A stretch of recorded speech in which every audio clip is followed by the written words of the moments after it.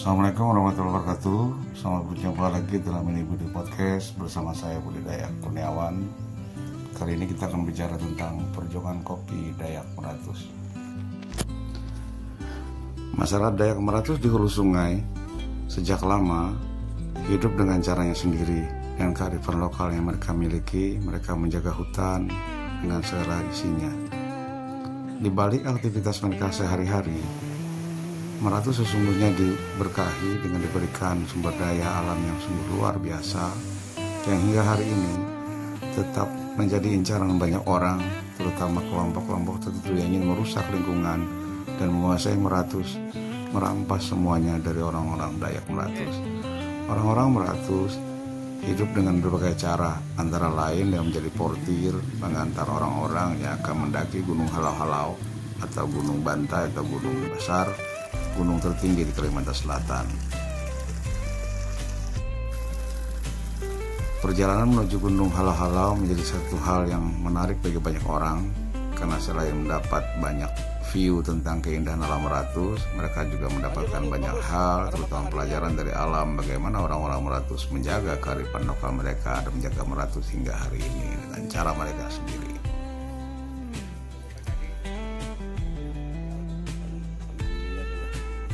Dalam mempertahankan kehidupan, orang-orang Meratus bersandar pada kemampuan mereka berladang. Mereka kemudian menggunakan aruh untuk berladang dan menyimpan persediaan, terutama beras untuk kebutuhan hidup sepanjang tahun. Selain beras, mereka juga bertanam berbagai macam produk yang selama ini juga menjadi sandaran hidup mereka, dari kayu manis, pisang, jagung, hingga berbagai hal. Terutama yang sedang tren hari ini adalah kopi. Kopi Meratus umumnya ditanam di sela-sela kearifan lokal lainnya. Dia menjadi bahan baru yang digunakan untuk mempertahankan ekonomi orang-orang Meratus. Sebelumnya mereka juga bertanam jagung yang kemudian dijual para pengumpul dan dibawa ke kota-kota. Jagung hingga hari ini juga menjadi bagian produk yang mereka kembangkan di pegunungan Meratus. Hasilnya cukup lumayan untuk membuat mereka bisa bertahan hidup di sela-sela tanaman-tanaman lain yang mereka tanam.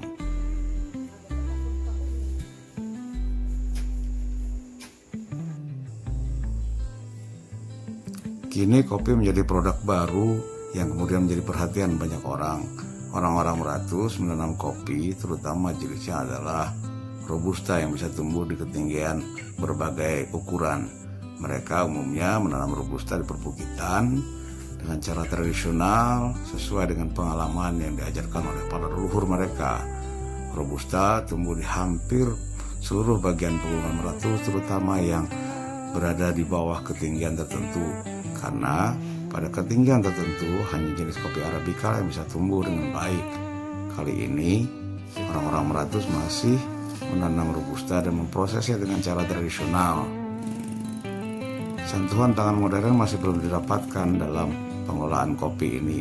Orang-orang Meratus biasanya menjemur, kemudian memproses kopi hingga kemudian menjadi sangrai dan seterusnya dengan cara tradisional. Menumbuk kopi menjadi keasikan tersendiri bagi orang-orang Meratus, karena proses ini tentu tidak didapatkan dalam proses kopi modern seperti yang di kota-kota.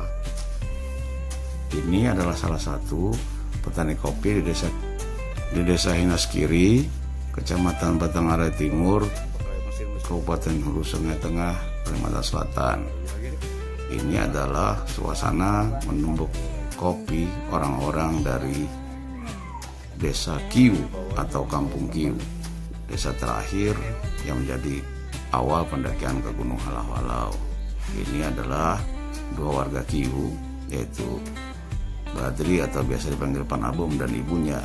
Mereka memproses kopi yang dipetik langsung dari kebun mereka yang tak jauh dari perumahan yang mereka tinggal di Kampung Kiu. Menumbuk padi tentulah menggunakan tenaga tersendiri dan sentuhan tersendiri. Ini mungkin yang menjadi daya tarik kopi Meratus dibandingkan kopi-kopi lainnya yang kini beredar di berbagai tempat, diperjualbelikan di pasar lokal, bahkan hingga kemudian diekspor ke pasaran internasional. Sayangnya hingga kini tidak banyak orang yang mau berperan dalam proses perdagangan atau pertanian kopi di Meratus. Pemerintah misalnya lebih banyak membiarkan orang-orang Meratus tumbuh dengan caranya sendiri, mengelola kopi hingga kemudian membangun jaringan pasar keluar kampung. Sesuatu yang sesungguhnya menjadi persoalan bagi orang-orang Meratus seperti umumnya para petani-petani kecil lainnya. Akses modal dan akses pasar sejak dulu menjadi persoalan. Harusnya pemerintah setempat atau berbagai lembaga atau apapun lah namanya bisa membantu dua hal ini, yaitu akses modal dan akses pasar. Selain itu, yang diperlukan oleh orang-orang itu juga adalah sentuhan pengetahuan dan teknologi modern dalam menanam hingga memproses kopi siap saji yang kemudian bisa masuk ke pasaran yang lebih luas keluar dari kampung mereka di Pegunungan Meratus.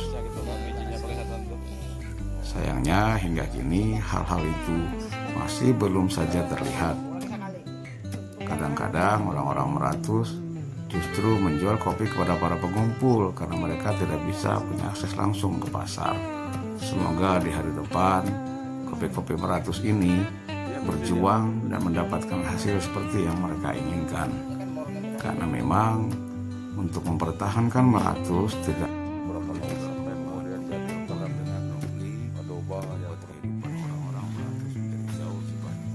menjadi jauh lebih baik sehingga mereka mampu menjaga Meratus dengan kearifan lokalnya, berbanding lurus juga dengan kehidupan ekonomi mereka yang semakin hari semakin baik.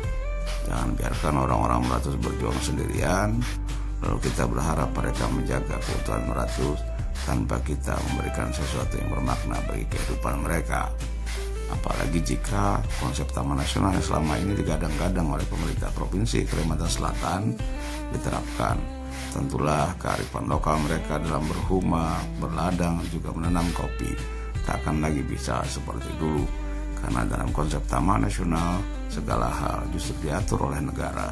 Sementara orang-orang Meratus punya kearifan lokal yang bisa mengatur dirinya dan menjaga Meratus menjadi lestari seperti sampai saat ini. Yang dibutuhkan oleh orang-orang Meratus saat ini adalah pengakuan mereka sebagai masyarakat hukum adat yang selama ini dalam proses panjang, bukan memasukkan konsep Taman Nasional yang justru akan menjadi genosida kebudayaan, genosida kemanusiaan bagi orang-orang Meratus. Karena itu, perjuangan kopi Dayak Meratus bukan sekadar soal kopi, tapi juga di dalamnya ada soal ekonomi, pemberdayaan, juga kearifan lokal, dan bagaimana orang-orang Meratus menjaga Meratus sampai hari kemudian. Sesuatu yang sesungguhnya sederhana, tinggal pemerintah atau lembaga yang berwenang memberikan hal-hal baik bagi mereka, bukan justru menyampaikan konsep baru yang diyakini akan menjadi genosida kebudayaan dan kemanusiaan bagi mereka. Apalagi pengalaman Taman Nasional di berbagai tempat di Indonesia hingga hari ini belum memberikan garansi untuk melindungi masyarakat adat dan membuat mereka sejahtera.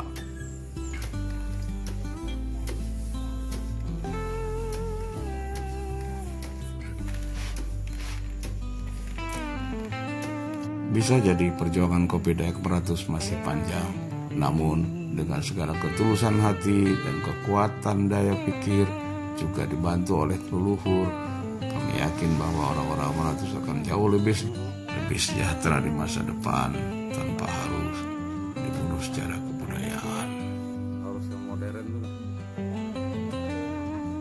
Semoga perjuangan kopi Dayak Meratus ini mendapatkan hal-hal baik di masa datang sehingga mereka bisa hidup tenang, mengembangkan kearifan lokal, berhuma, berladang, menanam kopi dan lain-lain dalam keadaan tenang tanpa terganggu pada masa depan yang gelap akibat kebijakan-kebijakan kelompok-kelompok tertentu yang dari dulu mengincar Meratus dari berbagai sisi.